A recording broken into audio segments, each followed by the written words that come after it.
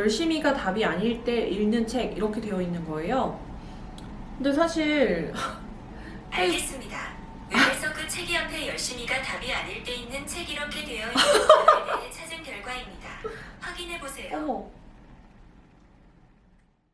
여러분 안녕하세요. 박영주 변호사입니다. 제가 얼마 전에 읽은 책 이야기를 여러분들하고 한번 해보려고 하는데 그 책이 열심히가 답이 아닐 때 읽는 책 이렇게 돼 있는 거예요. 저는 굉장히 열심히 사는 걸 좋아하는 사람이고 노력을 하고 도전을 하고 거기서 성취감을 얻고 이런 것들이 삶에서 굉장히 중요하다고 생각을 하는 사람인데 열심히가 답이 아닐 때 읽는 책이라고 하니까 좀 이렇게 사람의 노력을 폄하하고 그런 류의 책인 것 같아서 선뜻 손이 안 가더라고요. 뭐 이런 책이 다 있나 싶기도 하고 그런 마음에 그냥 이제 출판사에서 그걸 무료로 보내주셨는데 그걸 안 보고 방치를 했었단 말이에요. 그러다가 이제 주말에 심심해서 제가 그 책을 보게 됐는데 그 책을 제가 한 2-3시간 만에 다 읽었어요. 근데 읽어보니까 결국에 그 사람이 했던 말은 노력을 하지 말라는 뜻이 아니라 내가 어떤 노력을 함에도 불구하고 그러니까 진짜 내가 열심히 노력하고 도전한다 이런 것을 전제로 하고 다만 그렇게 노력했음에도 불구하고 내가 원하는 성취가 나오지 않을 때는 결국에는 이 노력이 보상이 온다라는 생각으로 무작정 기다리는 게 아니라 뭔가 삶에서 변화를 줘야 된다는 그런 포인트를 좀 이야기하고 싶었던 책이었던 것 같아요. 내가 지금 열심히 하고 있음에도 불구하고 그에 따른 보상이나 성취가 없다면 한 번은 내 인생에서 이런 부분을 체크해보고 바꿔볼 필요가 있다. 이런 이야기를 좀 하는 책이었던 것 같아요. 이 책에서 봤던 포인트를 여러분들하고 한번 이야기를 해보려고 간단하게 준비를 해봤고요. 사실 책에서도 이 부분에 대해서는 굉장히 간단하게 이야기를 하고 있는데 제 생각에는 사람마다 이 포인트가 다 다를 것이기 때문에 이 포인트를 가지고 우리 스스로 한번 우리의 삶을 되돌아보라는 그런 뜻으로 이렇게 짧게 이야기를 하고 넘어간 게 아닐까 싶은 그런 생각이 들었습니다. 총 이제 4가지 포인트인데 이 4가지 포인트에 대해서 오늘 하나씩 이야기를 해볼게요. 첫 번째로는 단순한 업무의 반복인데요. 내가 정말 열심히 일을 하고 있다 하더라도 이 열심이라는 것의 전제가 단순 노력, 단순 노동의 반복으로 결국에는 내가 열심히 하고 있는 게 아닌데 열심히 하고 있는 것처럼 나를 속이는 건 아닌지 되돌아보라고 이야기를 해요. 책의 저자는 IT 업계에서 일을 하고 있고 IT 업계는 세상이 굉장히 빠르게 돌아가잖아요.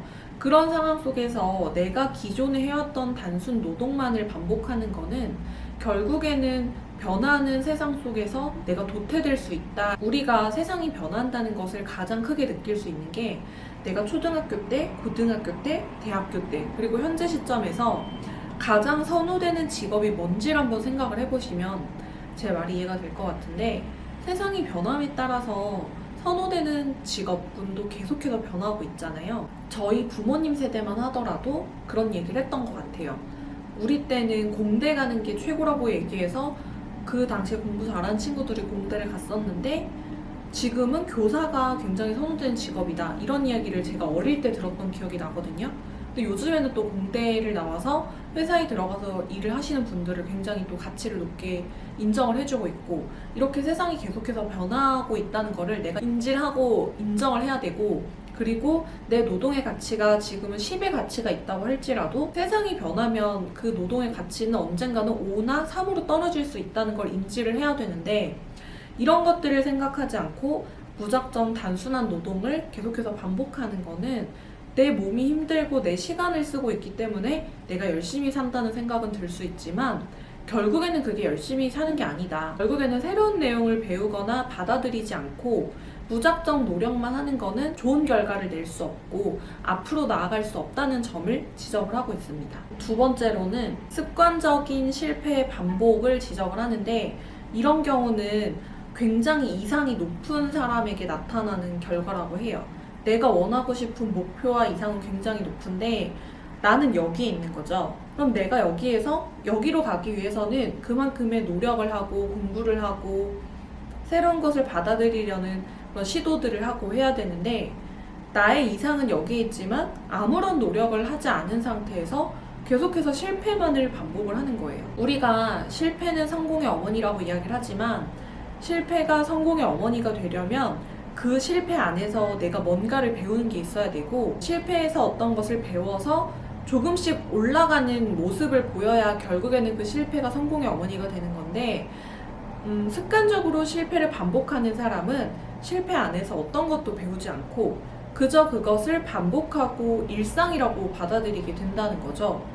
예를 들면 우리가 회사에서 승진시험을 보는데 승진시험에서 계속해서 떨어지는 경우가 있죠. 그러면 우리가 어느 순간 이 시험에서 조금 더 노력해서 빨리 합격을 해야겠다 이렇게 생각을 하는 게 아니라 계속해서 실패를 하고 시간이 지나면 언젠가는 자연스럽게 내가 합격하는 날이 오겠지라고 기대만 하고 그런 목표에 따른 정확한 노력을 하지 않는 그런 경우에는 결과적으로는 실패만 반복될 뿐이라는 거예요.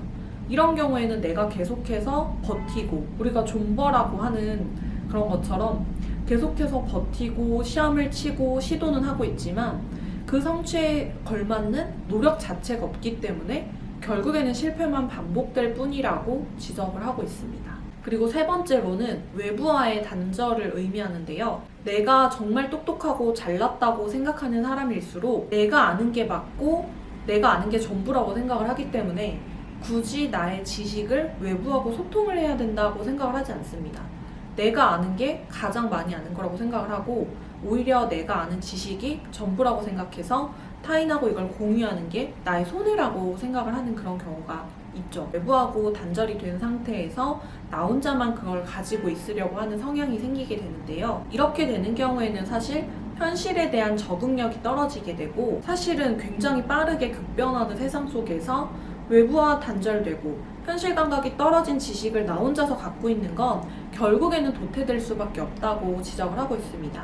꾸준히 외부와 소통을 하면서 내가 가지고 있는 것을 다른 사람들과 나누고 그 속에서 다른 사람들의 의견을 들으면서 새로운 것을 받아들이고 내가 가지고 있는 의견을 수정하고 재창조하는 그런 노력이 필요하다고 지적을 하는데 아무래도 저자가 굉장히 빠르게 돌아가고 있는 IT 업계에서 일을 하고 있다 보니까 더욱더 자신의 것을 나누지 않고 갖고만 있다가 도태되는 사람들을 많이 봤을 것 같고 그래서 이런 부분에 대한 위험성을 다른 사람들보다는 더 크게 느끼지 않았을까 싶은 그런 생각이 들었습니다. 이 부분은 제가 변호사 생활을 하면서도 굉장히 많이 느꼈던 건데 제가 사법고시를 붙고 변호사가 됐어도 그 당시에 제가 공부했던 법과 현재의 법은 또 많이 바뀌었기 때문에 끊임없이 공부를 해야 되고 내가 아는 법이랑 세상이 궁금해하고 요구하는 법은 또 다를 수 있기 때문에 끊임없이 공부를 하고 실무도 공부를 하고 끊임없이 외부하고 소통을 하면서 내가 알고 있는 것들을 발전시켜 나아가야 되는 거라고 생각을 하는데 그리고 마지막 네 번째로는 체계의 부재를 뜻하는데요.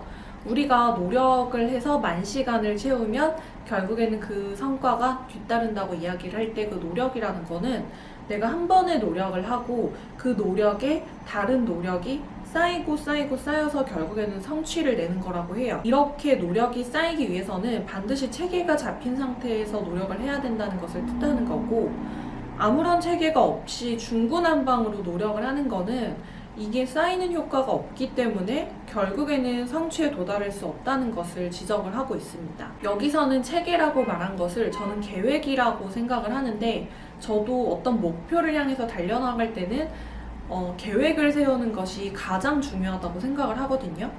내가 1년 뒤에 뭔가를 이루겠다고 생각을 하고 1년 뒤에 계획이 있으면 당장 6개월의 계획을 세우고 그 중간 단계의 계획을 도달하기 위해서 3개월, 한 달, 일주일, 그리고 오늘 하루의 계획을 세울 수 있는 거라고 생각을 해요.